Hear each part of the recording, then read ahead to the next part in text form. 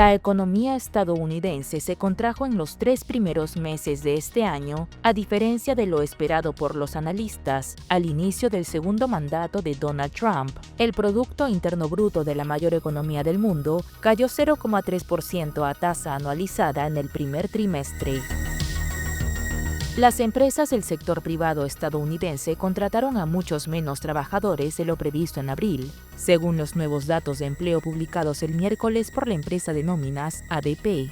Los empleadores añadieron tan solo 62,000 puestos de trabajo este mes, lo que supone una caída drástica respecto a marzo, cuando se crearon 147,000, según el Informe Nacional de Empleo de ADP. Tras el masivo apagón de este lunes, España va recuperando la normalidad poco a poco. Red Eléctrica ha descartado que el apagón se produjese por un ciberataque. El presidente Pedro Sánchez ha exigido responsabilidades a operadores privados y ha anunciado la creación de una comisión de investigación.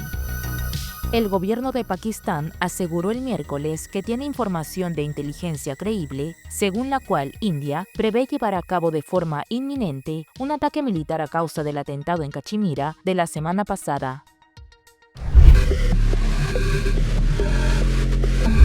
La economía estadounidense acaba de tener su peor trimestre desde 2022. Ya que los importantes cambios de política del presidente Donald Trump inquietaron a los consumidores y a las empresas. Según el Departamento de Comercio, el Producto Bruto Interno (PBI), que mide todos los bienes y servicios producidos en la economía, registró una tasa anualizada de menos 0,3% en el primer trimestre. Se trata de una fuerte desaceleración respecto de la tasa del 2,4% del cuarto trimestre de 2024 y mucho peor que la tasa del 0,8% proyectada por los economistas. El PBI está ajustado por las oscilaciones estacionales y la inflación. El gobierno de Trump ha estado en una caótica ola de aranceles durante los últimos meses que intensificaron las tensiones comerciales con China e inquietaron a los estadounidenses. La mayoría de los economistas afirman que el monumental intento de Trump por reestructurar el comercio mundial probablemente disparará la inflación en Estados Unidos e incluso desembocará en una recesión. El presidente, sin embargo, desvió la culpa de las débiles cifras reflejadas en el primer informe económico de su segundo mandato,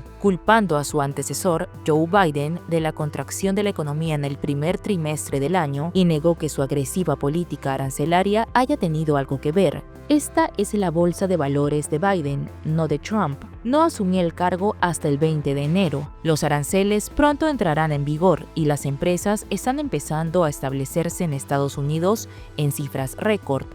Nuestro país prosperará, pero tenemos que deshacernos del exceso de Biden. Eso llevará tiempo. No tiene nada que ver con los aranceles, solo que nos dejó con malas cifras. Pero cuando comience el auge será como ningún otro. Tengan paciencia. El declive de la economía se debió a un mayor déficit comercial, resultado de que los estadounidenses adelantaron sus compras para evitar los aranceles de Trump y a recortes en el gasto público, según un comunicado. Las importaciones se dispararon del menos 1,9% en el cuarto trimestre al 41,3% en los 3 primeros meses del año. Mientras tanto, las exportaciones registraron una tasa del 1,8%. Esta es la primera caída del PIB estadounidense en 3 años y coincide con la llegada de Donald Trump al poder el pasado 20 de enero, que abrió un proceso de incrementos arancelarios a nivel global, recortes en el gasto federal y anuncios de rebajas de impuestos. Es un ejemplo más de la incertidumbre que ha creado la guerra comercial de Trump, que ha anunciado y suspendido aranceles en varias ocasiones. Los analistas esperaban una subida del 0,4% en el primer cálculo del PIB para el primer trimestre, pero posteriormente estimaron que el dato sería negativo. Las empresas del sector privado estadounidense contrataron a muchos menos trabajadores de lo previsto en abril, según los nuevos datos de empleo publicados el miércoles por la empresa de nóminas ADP. Los empleadores añadieron tan solo 62.000 puestos de trabajo este mes, lo que supone una caída drástica respecto a marzo, cuando se crearon 147.000, según el Informe Nacional de Empleos de ADP publicado el miércoles. El aumento de empleos en abril fue muy inferior a lo que esperaban los economistas. El pronóstico de consenso de FactSet era de un aumento neto de 134.000 empleos. Las pérdidas de empleo en los sectores de la educación y la salud, 23.000 menos, la información, 8.000 menos, y los servicios profesionales y empresariales, 2.000 menos, influyeron en la caída del crecimiento mensual. El informe de empleo de abril se publicará el viernes por la mañana y se espera que muestre una marcada desaceleración en el aumento del empleo, de 228.000 en marzo a 135.000 en abril, a medida que las empresas se enfrentan a las drásticas medidas políticas del presidente Donald Trump, que incluyen importantes recortes en la fuerza laboral y el gasto federal, nuevos aranceles masivos, impuestos a socios comerciales globales y medidas enérgicas contra la inmigración. Probablemente vieron algunas cifras hoy del PIB. Debo comenzar diciendo que se trata de Joe Biden, no de Trump, porque las cifras fueron de enero, son cifras trimestrales, y yo estaba totalmente en contra de todo lo que Biden estaba haciendo en términos de economía, destruyendo nuestro país en muchas maneras, no solo en la frontera.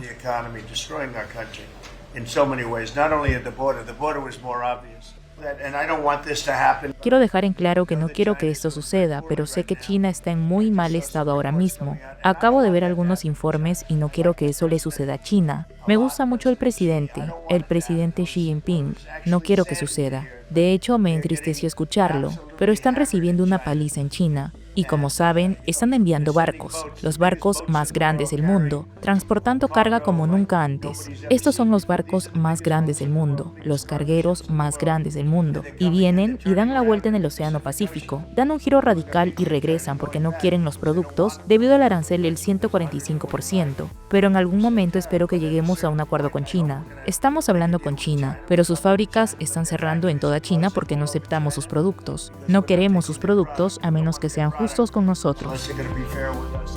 La actividad en las fábricas de China en abril cayó al ritmo más rápido registrado en los últimos 16 meses, ya que los elevados aranceles estadounidenses afectaron severamente al sector manufacturero, lo que agregó urgencia a los esfuerzos de Beijing por implementar un nuevo estímulo económico. El índice de gerentes de compras PMI, por sus siglas en inglés, del sector manufacturero cayó a 49,0 en abril, la lectura más baja desde diciembre de 2023, según datos publicados este miércoles por la Oficina Nacional de Estadística, NBS por sus siglas en inglés. Una medición por debajo de 50 indica una contracción. La aguda caída subraya el daño que los aranceles del 145% impuestos por el presidente de Estados Unidos, Donald Trump, a los productos chinos significaron para la economía del país, que depende de las exportaciones y la manufactura. Los fabricantes chinos comenzaron a sufrir las consecuencias de los altísimos gravámenes el mes pasado,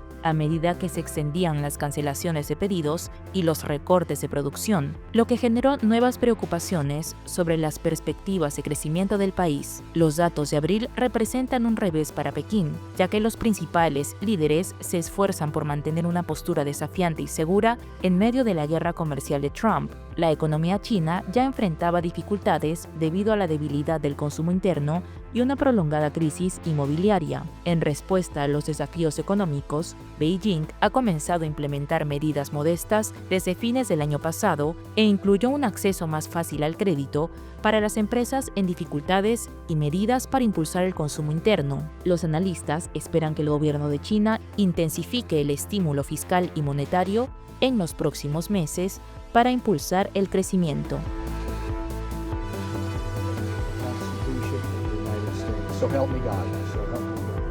Han transcurrido 100 días desde que Donald Trump asumió su segundo mandato el 20 de enero de 2025. Durante este periodo ha implementado medidas que han generado tanto apoyo como controversia. A continuación, repasamos las promesas que ha cumplido y aquellas que aún están pendientes. Promesas cumplidas. Reducción de la inflación.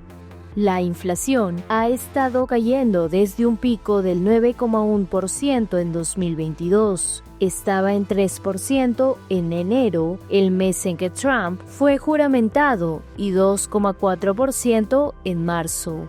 Ya resolvimos la inflación, presumió Donald Trump, pero la Reserva Federal advirtió que los aranceles del presidente probablemente llevarán a precios más altos al gravar las importaciones extranjeras. Además, es poco probable que Trump logre pagar toda nuestra deuda. Sus planes de recortes de impuestos reducirían los ingresos para cubrir las facturas del país. Además, hizo una promesa similar en 2016 y luego la deuda se disparó durante su primera presidencia. Medidas contra la migración. Una de sus banderas más visibles ha sido el control migratorio y en ese frente ha logrado avances. Las detenciones en la frontera sur se han desplomado de 249,000 en diciembre de 2023, último año de Biden, a apenas 7,000 en marzo de 2025.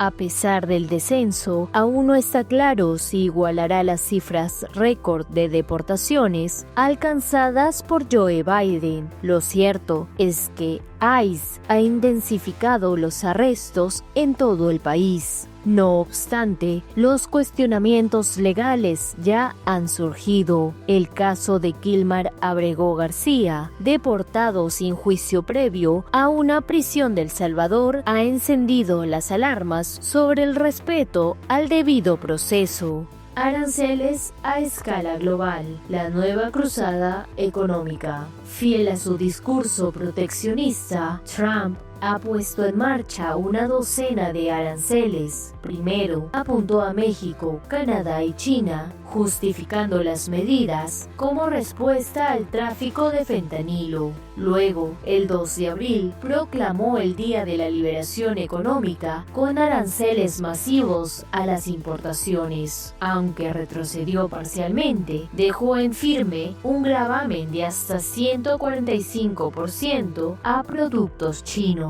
El mercado bursátil ha reaccionado con volatilidad, pero Donald Trump ha demostrado mayor tolerancia al caos financiero en su primer mandato. Restricciones a las personas transgénero, un giro conservador. Otra promesa que cumplió fue su ofensiva contra los derechos de la comunidad trans. Ha firmado órdenes ejecutivas para prohibir la participación de atletas trans en equipos femeninos escolares. También ha solicitado a la Corte Suprema que avale la exclusión de personas transgéneros del ejército, desafiando fallos anteriores. El mensaje es claro: su administración busca desmantelar las políticas de inclusión impulsadas por gobiernos demócratas. Promesas incumplidas. Poner fin a la guerra en Ucrania, la paz que no llegó. Donald Trump aseguró una y otra vez que la guerra entre Rusia y Ucrania terminaría incluso antes de asumir el cargo. No habré pisado la oficina oval y ya estará resuelto, dijo en agosto de 2024. Incluso prometió terminarla en un solo día. Pero la guerra continúa y su promesa se ha desvanecido en la retórica. Recortes masivos de impuestos, una promesa que choca con la realidad. El presidente Trump ha planteado ambiciosas rebajas fiscales, eliminar impuestos sobre propinas, horas extras y pagos del seguro social. Además, busca hacer permanentes los recortes aplicados en su primer mandato. Sin embargo, necesita al Congreso para legislar y aunque cuenta con mayorías republicanas, estas son frágiles. Por ahora, no ha logrado materializar ninguna de sus propuestas fiscales, y con los aranceles presionando al alza los precios, la carga tributaria para los ciudadanos podría incluso empeorar antes de mejorar. En sus primeros 100 días, Donald Trump ha avanzado en varias de sus promesas de campaña, especialmente en áreas como migración y comercio. No obstante, el impacto a largo plazo de sus políticas sigue siendo objeto de debate tanto a nivel nacional como internacional. Con un tono triunfalista y ante miles de seguidores congregados en Michigan, el presidente estadounidense Donald Trump festejó sus primeros 100 días de gobierno.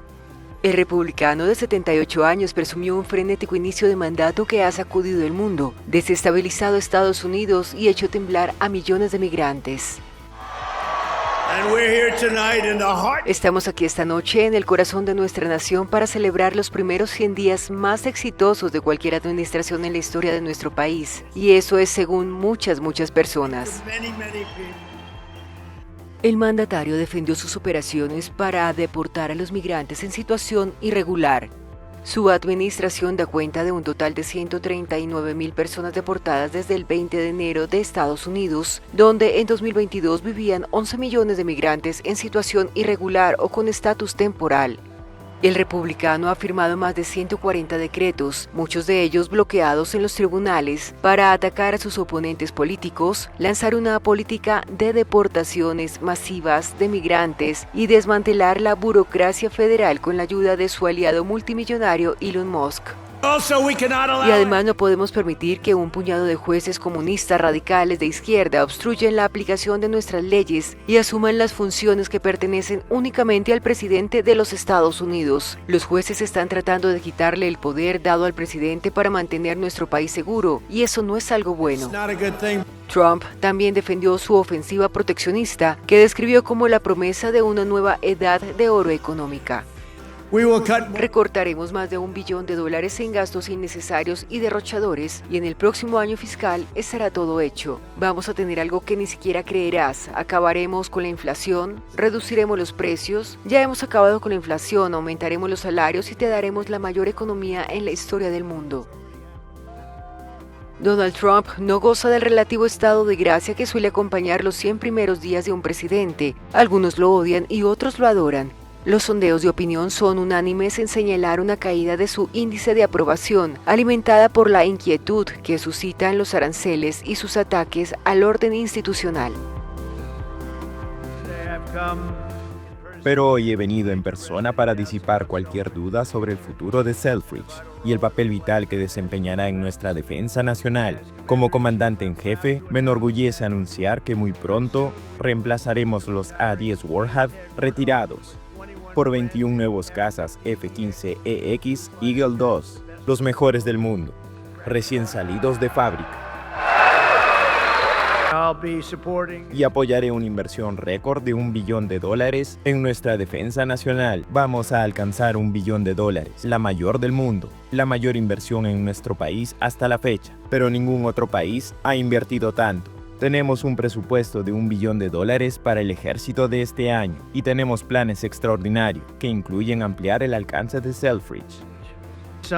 Y recientemente firmé una orden para comenzar la construcción del escudo de defensa antimisiles Cúpula Dorada para proteger nuestra patria de ataques con misiles. Lo llamaremos Cúpula Dorada. Teníamos la cúpula de hierro, pero Gretchen Whitmer, gobernadora de Michigan, me suena mejor cúpula dorada. No sé, quizás no. ¿Qué te gusta más? ¿La cúpula dorada o cúpula de hierro? ¿Qué te gusta más? Dorada. Votemos. Cúpula dorada. No. Creo que estamos en problemas, por favor. ¿Qué tal la cúpula de hierro? ¿Qué tal la cúpula de hierro? Bien, quédensela. Eso está bien, porque ya hicimos todos los cambios. Será un poco difícil. Las detenciones y deportaciones han marcado los primeros 100 días de gobierno de Donald Trump. El mandatario regresó a la Casa Blanca el 20 de enero con una fuerte agenda anti-inmigración que aterroriza a millones de personas que entraron irregularmente a Estados Unidos. La mexicana Rosalba Hernández solía mantener los documentos de sus hijos a mano por miedo a un terremoto en California, pero desde que Trump volvió a la presidencia lo hace por la amenaza de una redada. Como muchas personas estamos en la misma situación, algunos a lo mejor quizá peor que yo, pero pues todos estamos con esa finalidad, ¿no? Estamos aquí para salir adelante, tener un mejor futuro. Y pues estamos trabajando, no estamos haciendo nada que sea malo para este país.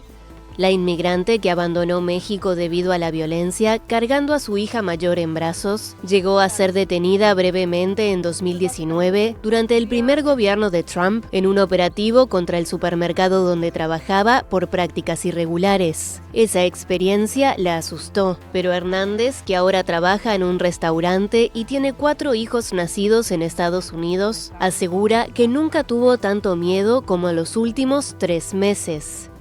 Sí fue de miedo para todos porque él hablaba mucho y imponía mucha deportación. Entonces, una de las cosas que decíamos, pues ya hay que, y de hecho muchas organizaciones decían, pues hay que tener como que cosas preparadas. Hernández limitó sus salidas a lo estrictamente necesario y aumentó las precauciones. Cuando va a trabajar o lleva a sus hijos a la escuela, inspecciona primero que no haya coches sospechosos y está pendiente de cadenas de mensajes de amigos, vecinos y organizaciones no gubernamentales.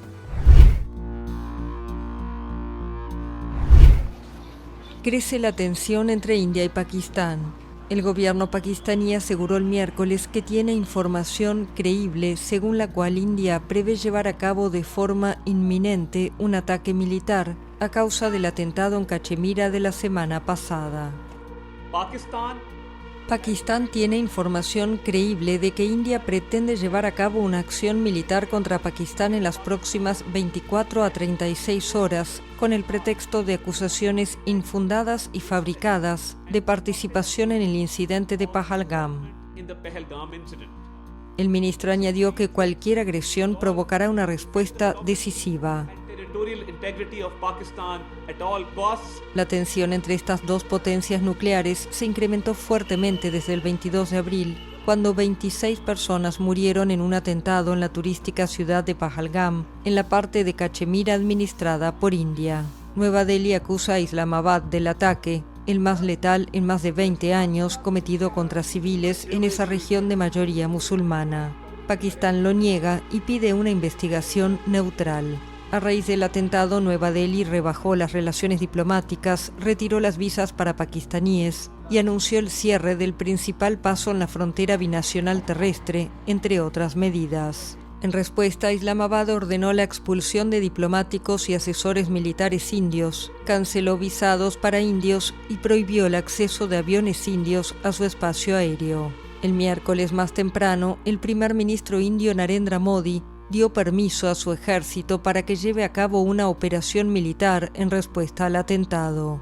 El ejército indio dijo a su vez que intercambió disparos con fuerzas pakistaníes por 6ª noche consecutiva en la línea de control, la frontera de facto en Cachemira. La región ha estado dividida entre India y Pakistán desde su independencia en 1947. Ambos reivindican la soberanía sobre todo el territorio, pero gobiernan en partes separadas. La ONU condenó el ataque del 22 de abril y llamó a India y Pakistán a evitar una confrontación que podría llevar a consecuencias trágicas. Acuerdo entre las autoridades de Siria y los drusos tras enfrentamientos que dejaron 14 muertos. El gobierno de transición del país, liderado por islamistas, prometió el martes a los líderes de la comunidad drusa que juzgará a los responsables de los enfrentamientos entre las fuerzas de seguridad sirias y los combatientes drusos. Los enfrentamientos tuvieron lugar de madrugada en Yaramana, un suburbio de mayoría drusa y cristiana cerca de la capital Damasco, reportó la ONG Observatorio Sirio para los Derechos Humanos. El Ministerio del Interior se comprometió a procesar a los hombres armados implicados en los enfrentamientos y confirmó, sin aportar cifras, que hubo muertos y heridos, incluyendo miembros de las fuerzas de seguridad. Los fallecidos son 7 drusos que iban armados y 7 miembros de las fuerzas de seguridad, indicó el Observatorio Sirio de Derechos Humanos. Los drusos son una minoría esotérica surgida del Islam y están repartidos entre Líbano, Siria e Israel. Desde enero el poder en Siria está en manos de un gobierno de transición encabezado por el presidente interino Ahmed al-Sharaa, que asumió el mandato del país tras la caída de Bashar al-Assad el 8 de diciembre de 2024. Irán y Estados Unidos llevarán a cabo el sábado en Roma su cuarta ronda de negociaciones sobre el programa nuclear de Teherán. Según declaró el miércoles el jefe de la diplomacia iraní, los encuentros serán bajo la mediación de Omán. Agregó que el viernes habrá una reunión con 3 países europeos. Francia, Reino Unido y Alemania son, junto con China y Rusia, miembros de un acuerdo con Irán sobre su programa nuclear firmado en 2015. El pacto, que establece levantar las sanciones contra Irán a cambio de un control de sus actividades nucleares, quedó obsoleto tras la retirada unilateral de Estados Unidos en 2018 bajo el primer mandato de Donald Trump. El presidente estadounidense, que ha dicho que quiere llegar a un acuerdo con Irán, instó en marzo al país a negociar, pero amenazó con bombardearlo si el proceso diplomático fracasaba. Ambos países, enemigos desde hace 4 décadas, iniciaron estas conversaciones el 12 de abril con la mediación del Sultanato de Omán.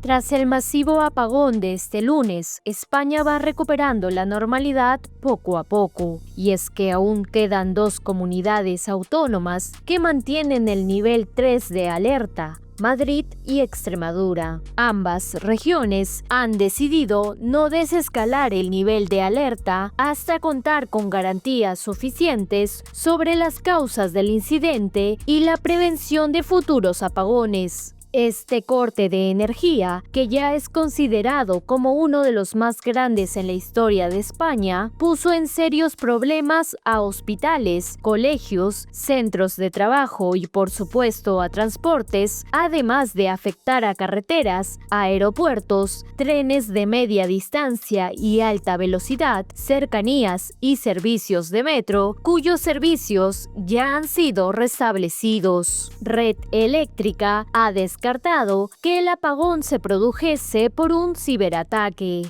Pero con los análisis que hemos podido realizar hasta este momento, podemos descartar un incidente de ciberseguridad.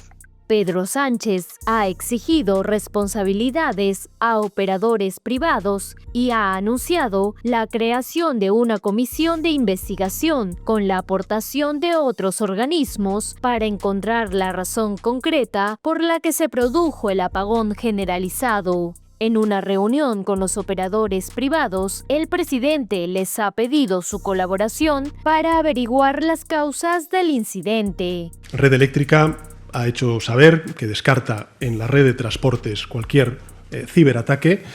Valoramos positivamente este aspecto, pero en todo caso la responsabilidad del Gobierno de España es hacer un análisis independiente de qué es lo que ha sucedido y, por tanto, también utilizar todos los mecanismos, los resortes que tiene la Administración General del Estado, el INCIBE, el Centro Criptológico Nacional, y una vez examinados esos registros de Red Eléctrica y de todos los operadores privados, pues no descartar ninguna hipótesis hasta que tengamos los resultados de estos análisis, que por supuesto, ya les adelanto, serán públicos. El Ministerio del Interior ha desactivado la declaración de emergencia en las 6 comunidades autónomas que así lo han solicitado: Región de Murcia, Galicia, Castilla-La Mancha, Andalucía, Comunidad Valenciana y La Rioja.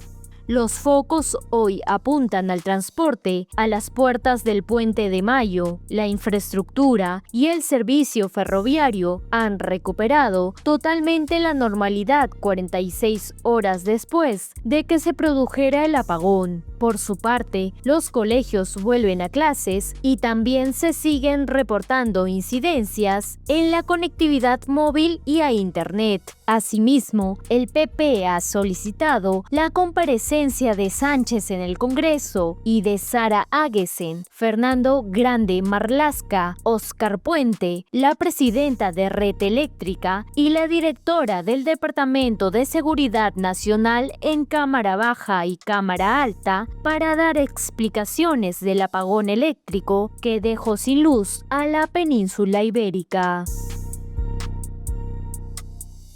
La Fiscalía de México descartó el martes que un centro de operaciones del narcotráfico, descubierto en una finca en el estado de Jalisco, hubiera funcionado como lugar de ejecuciones sistemáticas. El grupo Guerreros Buscadores, que denunció la existencia de este sitio de adiestramiento en la localidad de Teuchitlán, rechazó la conclusión entregada por el gobierno. En el lugar, que calificaron como un campo de exterminio, hallaron pequeños restos óseos calcinados y cientos de prendas. Sin embargo, el fiscal general Alejandro Hertz aseguró que en el rancho Izaguirre, controlado por el poderoso cártel Jalisco Nueva Generación, no se localizaron osamentas ni se constataron indicios de que haya albergado crematorios. No se encontraron cadáveres, huesos, hablo de osamentas completas o parciales, no se encontraron. Los colectivos de búsqueda de personas desaparecidas aseguran que los presuntos crematorios habrían sido utilizados para desaparecer los cuerpos de personas que fueron asesinadas tras resistirse a ser reclutadas. Tenemos como pruebas indudables la cantidad de ojivas, de casquillos, las dianas de operación de armamento, los equipos con los que se entrenaban. Tenemos todos esos elementos. Ese era un sitio de operación permanente. Ahí se reclutaba, ahí se les preparaba y de ahí salían a operar.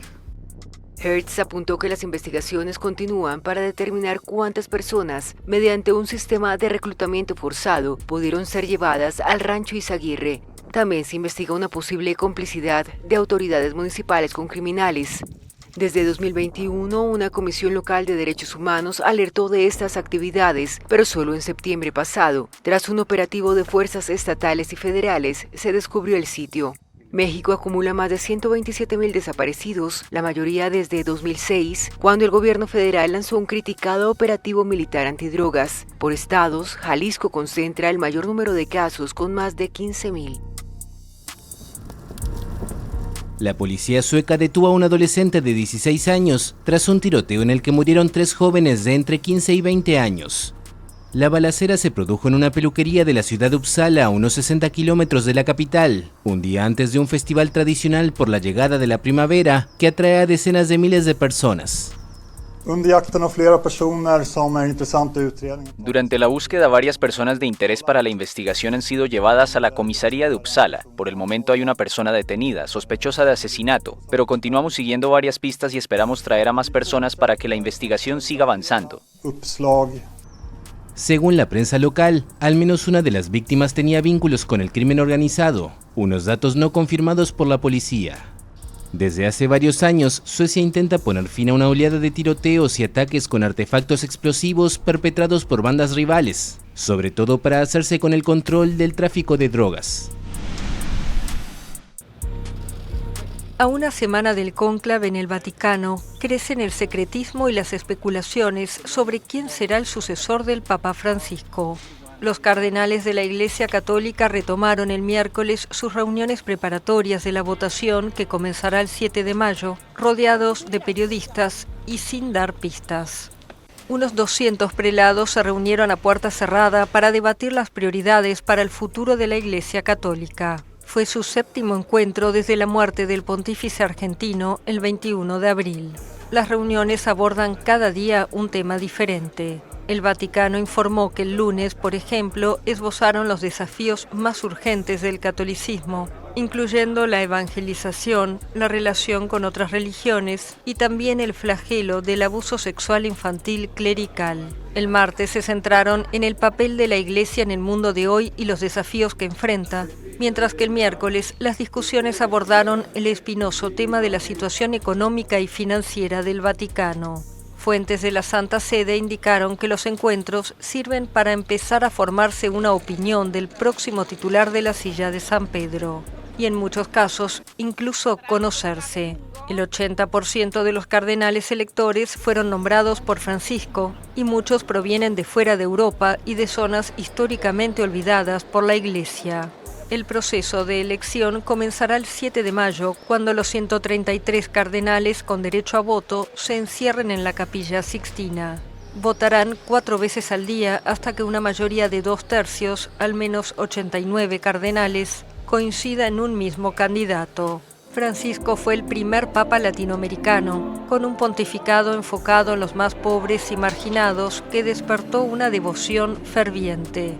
Pero durante sus 12 años al frente de la Iglesia Católica, el jesuita también fue blanco de críticas entre los sectores más conservadores, que apuestan ahora por un cambio más enfocado en la doctrina. Así, las listas de papables se multiplican, mientras los millones de católicos en el mundo esperan expectantes. ¿Quién será el sucesor de Francisco?